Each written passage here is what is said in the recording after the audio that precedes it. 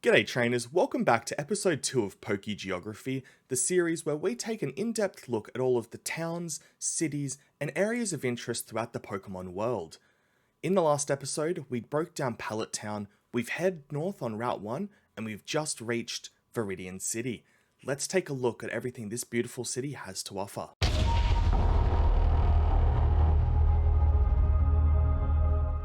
Viridian City is a small town located in West Kanto, known as the Color of Green Eternity.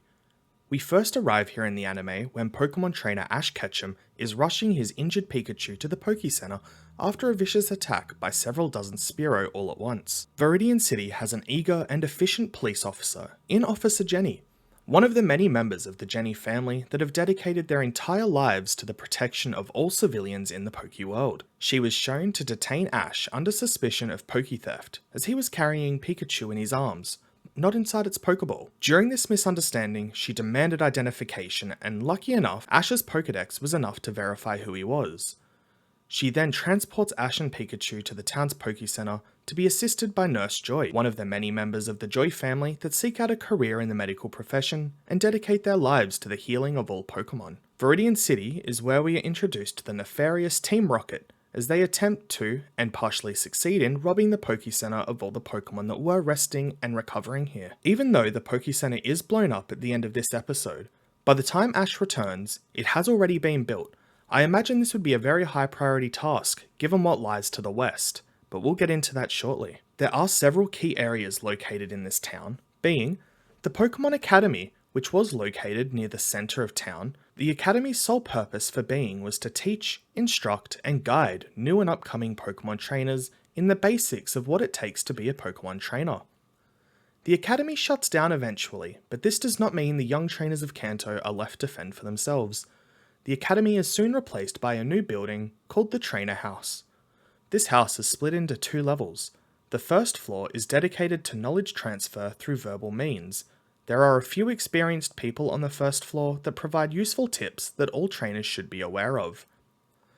For those that learn by doing and seek an extra challenge, they could head to the basement, which was primarily a battlefield where trainers can hone their skills and grow their confidence before continuing on their journey or taking up the gym challenge. Once trainers gain a certain amount of experience, usually measured by their ability to command their Pokemon outside of battle to use Cut or Surf, they gain access to the Move Tutor, who is able to work with your Pokemon to teach them new moves for use in battle. Somewhat of a legend in the games, there is a rather grumpy old man in the middle of town that refuses to budge and let through Pokemon trainers onto Route 2 until he has had his morning coffee. As a near 30-year-old man, I find myself relating more and more to this secret hero. Interestingly enough though, in the Japanese release of the games, this man is not grumpy due to a lack of caffeine, but because he is woken up after passing out drunk in the middle of town. Less relatable, but now as a parent myself, I completely understand the feeling of being woken up by hyper-energetic children. Once he is sobered up for a bit, or caffeinated for the day at least, he actually is a pretty useful individual. He has made it his mission to ensure new trainers know how to capture Pokemon correctly. A greater hero there never was. The final key area here is the Ground-type gym, previously run by Giovanni, the secretive mastermind behind the before-mentioned Team Rocket and self-proclaimed strongest Pokemon trainer. Giovanni runs the gym with all Ground-type Pokemon with one exception, the incredibly powerful and frightening Mewtwo, who is a Psychic type. In the rare occasions that Giovanni is beaten by a gym challenger, he provides them an Earth badge. In later years, after Giovanni has been taken down and Team Rocket seemingly disbanded, Pokemon Trainer Blue takes over the Viridian City gym and runs a team of Pokemon with no theme or typing specifics. In the interim, however, between Blue taking over, Pokemon Ghost-type Master Agatha of the Elite Four temporarily runs the gym. While Viridian City Gym is the closest gym to Pallet Town and the first that new challengers will encounter, it is iconically the final gym that you can challenge due to Giovanni not being there, most likely off with Mewtwo taking advantage of its raw power to capture and defeat countless Pokemon. In some instances, it is mentioned that his gym will only accept challengers if they already have 7 other Kanto gym badges. In the Pokemon Adventures manga, Giovanni's Nidoking inadvertently destroys the entire gym before Red not only defeating the terrifyingly powerful Pokemon, but knocking Giovanni out, slowly walks out of the destroyed building with Pika on his shoulder. Later on in his life, Red undergoes the trials to be instated as the Viridian City gym leader and passes with flying colours. He, however, turns this position down as at this point, he has suffered some pretty devastating injuries to his hands and must focus on recovery at Mount Silver. This is when Pokemon Trainer Blue is made the offer, which he gladly accepts. The town is rather small, with a population of only 27 when we first go there. This is excluding Giovanni in this population count, and has grown to at least 34 full-time residents by the time of Heart Gold and Soul Silver came around. It's great to see and is surely doing wonders for the economy of Viridian City and the Kanto region. After Ash competes at the Silver Conference in the Johto region, he passes through Viridian City on his way home, and finds out that the Nurse Joy that once saved Pikachu's life had retired.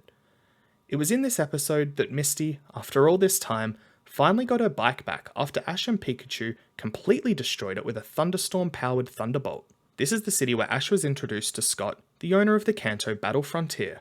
Interestingly, Viridian City is the only first city or town, not including the player's hometown, to have a gym.